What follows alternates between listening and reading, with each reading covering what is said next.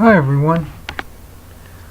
Holmes first put out this video about, which is Strachan House, how they're helping people. I agree with him. There are some people at Strachan House that they're helping. They're trying to help the best they can. But there's the other aspect of Strachan House that they hide from the general public. Now, having lived at the Palace Arms for a long time, I do know about all the people at the palace, the people who are addicted to drugs. They used to go down to Strachan House to make purchases. Also at one time in Strachan House, if I'm not incorrect, there was a guy in there that used to bootleg beer. So these are the things that are hidden from the general public. Even though they're helping some of these people, there are the problem people there that they want to hide and not talk about at Strachan House.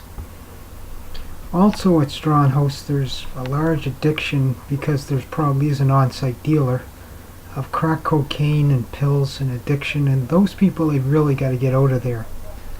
Like I said, being at the palace, I've seen people here that were addicted to these drugs that went down to make pickups. It's well known. The other thing about Strachan House is that for some reason there was this 11 o'clock curfew at Strachan House. And what happens at Strachan House is that somebody would be kicked out of Strachan House and not let back into Strachan House. So what would happen at Strachan House is you would have people that were kicked out that would be hooting and hollering and screeching all night long in that King and Strachan neighborhood.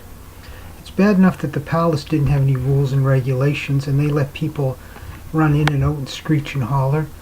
But it also happened that the Strachan House was letting the residents not back in, and a lot of the residents were out at 2, 3, 4 in the morning. They were very disruptive. They were banging on doors at the palace. So what I'm saying about Strachan House is that they should have had the curfew, and if the curfew should have been that if you are kicked out at 11, you don't get back into the next day. But they had this stupid curfew where you could get back in at 6 a.m. So these people would be roaming the streets all night long, which I never did agree with. Unfortunately, it seems like the people that were on camera in this Holmes First Strachan House video probably were only there till 5 o'clock. I don't know what went on after 5 o'clock at that place. But I know that some of the support workers there are helping some of the people, and there are some people there that are okay, and they're really trying to help them.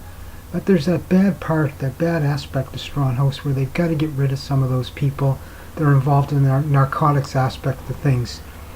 And until they get rid of those individuals, things aren't going to change.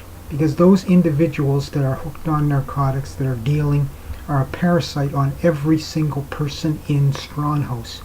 And until they get rid of those people, weed them out, Strachan House will never be the great place it could be. This is my opinion from Sean.